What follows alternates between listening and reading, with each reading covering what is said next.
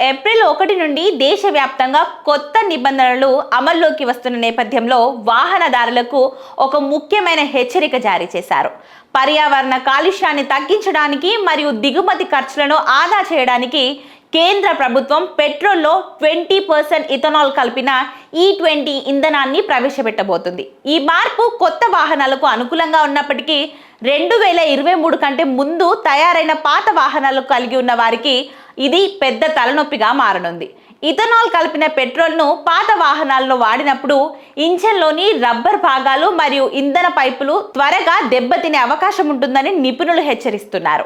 అంతేకాకుండా ఈ E20 petrol వాడకం వల్ల పాత బండ్ల మైలేజీ 3% నుంచి 7% వరకు తగ్గే అవకాశం ఉందని, ఇంజన్లో తుప్పు పట్టే ప్రమాదం కూడా ఉందని చెప్తున్నారు.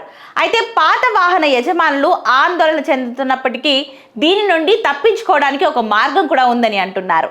మీ పాత వాహనాన్ని ఒక మంచి మెకానిక్కు చూపించి ఇథనాల్ ఇంధనానికి అనుగుణంగా దాని ఫ్యూయల్ లైన్ మరియు గ్యాస్ ట్యాంక్లను మార్చుకుంటే ఇంజన్ జీవిత కాలాన్ని కాపాడుకోవచ్చని చెప్తున్నారు. ఒక చిన్న ఖర్చు మీ వాహనాన్ని పెద్ద నష్టం నుంచి కాపాడుతుంది. కాబట్టి పాత బండి ఉన్నవారు ఇప్పుడే అప్రమత్తం కావడం మంచిదని విశ్లేషకులు అభిప్రాయం వ్యక్తం చేస్తున్నారు.